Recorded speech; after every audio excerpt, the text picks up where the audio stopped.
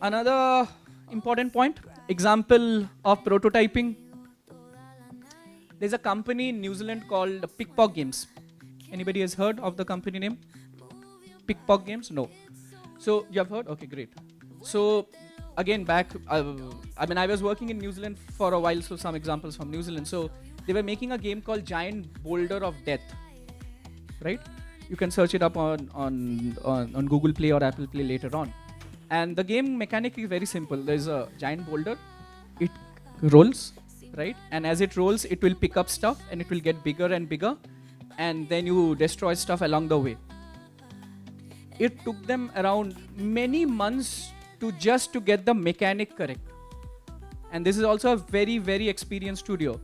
Mario is the owner of the studio, very, very experienced studio. They have, I think, worked also on Evil Dead, the game series and all of that. But no matter what they did, the mechanic of the ball rolling just did not come through. Because it was appearing as if the ball is sliding. You understand the difference between roll and slide? So they made it that the game will only work if the rolling mechanics is correct. If the rolling mechanics is not correct, anything around that won't work. So they created a team just to make sure that the rolling mechanics is correct, and they gave time to prototyping, because if they said no, let us have this 6-month sprint or 1-year sprint to make the game without getting the rolling mechanics correct, the game would have been a flop. Instead, the game is a super success, or was a super success at that time. Brilliant game, brilliant way of how they managed it, right? So very important for you guys also to make sure to value the prototyping phase. Don't go directly into making the great game just after you've created that wonderful trailer. Don't go directly into creating that game itself. Understand, a game will be successful only when it's fun, because you need to think as a gamer. Because one point, I'll cover this in the next few slides as well, again on the user experience design, but it delves in the same genre that right now a gamer is not going to play your game because you are saying this game is made from India. That's a fact, right? You don't go to Netflix and search movies made by Indian directors. You are going to look at the Korean K-pop drama. You are going to look at the best American series or the best UK series, right? Because the quality of content is very important, right? Same from a user experience design or any of these things that I'm mentioning, right?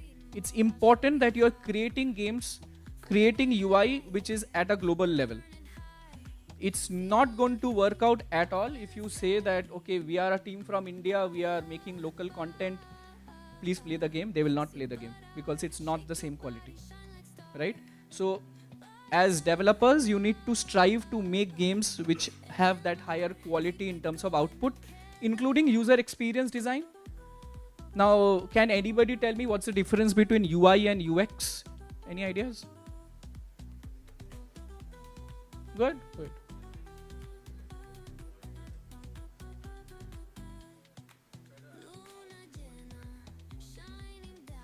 Okay, and UX?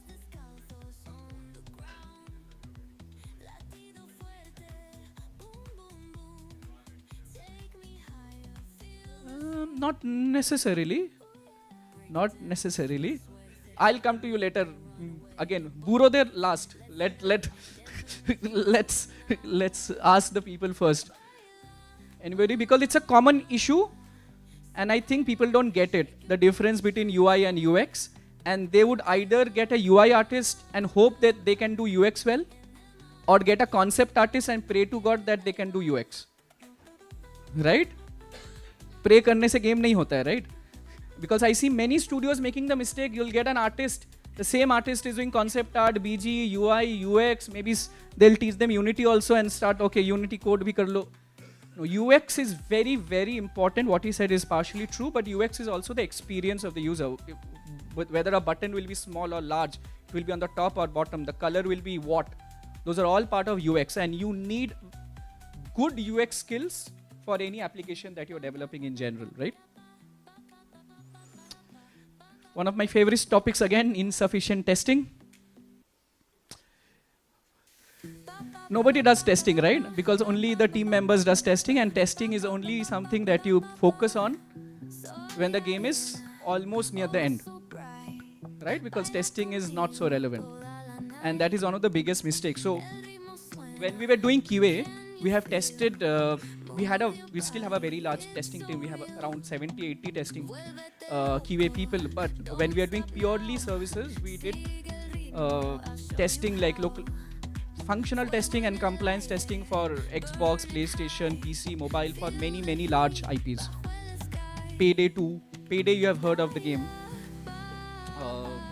And there are other IPs also that we have tested very large. They involve us quite early on in the testing phase because they expect to find bugs. How many programmers are here? Can I get show? Yeah, raise your hands. Okay, very nice. And the rest are artists or? Okay. So the programmers that are there, do you like the QA folks? You don't like the QA folks, right? Because they are going to find bugs. And that's the mentality shift that you need to have, because the more bugs they find now, the better it will be for you, because once it goes in the public domain, gamers can be very supportive, but if they do not like your game, you know what they can do, right? So it's better that the QA team that you have, it can be people from whom you know, but it has to have honest feedback. Has to be somebody who's giving you feedback about the game, and you have to be open to it. You cannot be so egoistic and so rigid. I think this is good. I think this design is good, and so I'll keep with it. You cannot make successful game. A small example is a game called Sculpty that we created back in 2009, which eventually won the BAFTA.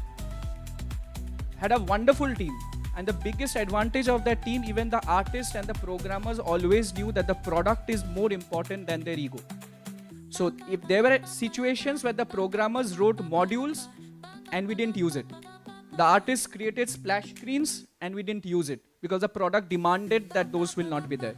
So keep that open mind and keep on having this testing loop in your whole development phase. Ignoring market trends, I think already to an extent some of you, like the previous talks, already covered this. You need to look at some of the trends, even payment trends. I think Shivani covered few points on the subscription model and other models as well. Look at some trends.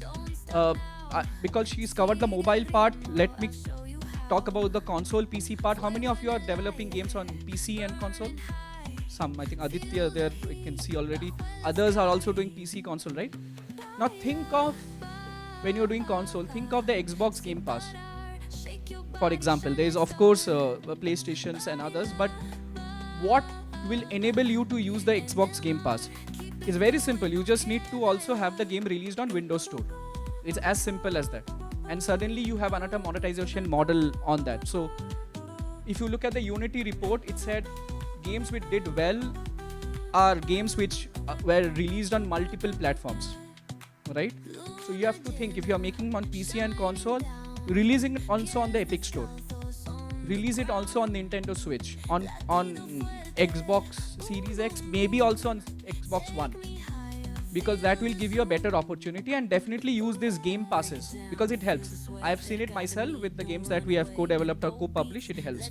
So look at currently what is going on in the trends, not just in development, but also in general monetization models and so on.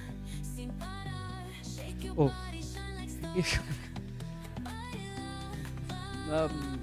How many of you are at this stage where you are willing to get a publisher or willing to raise funds? Show of hands. Some, okay.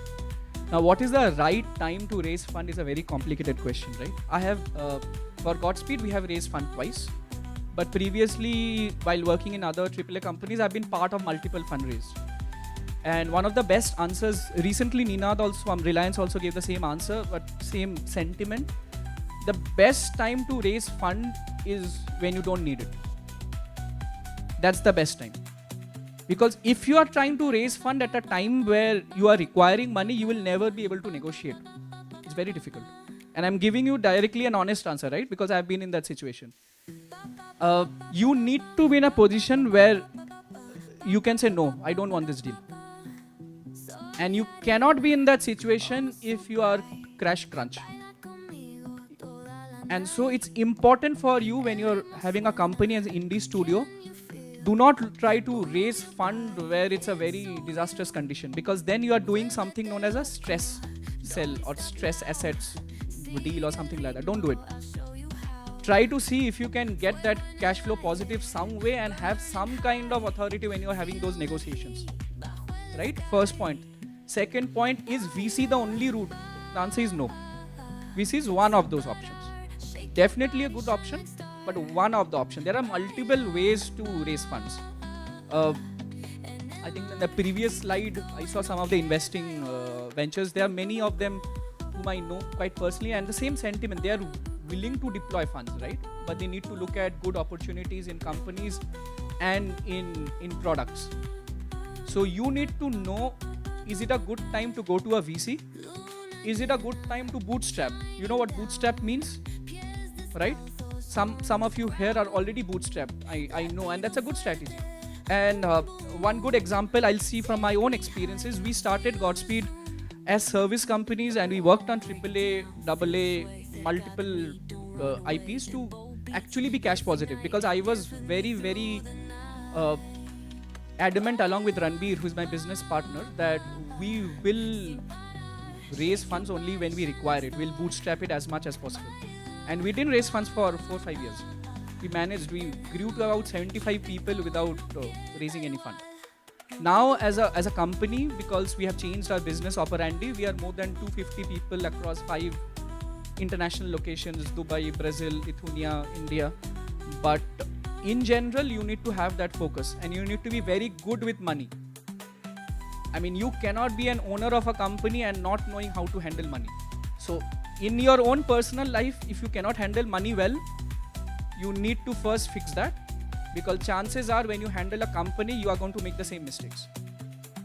You understand what I'm saying? So you need to handle that quite well, because handling money is also important, and raising fund is also a very important time that you have to raise.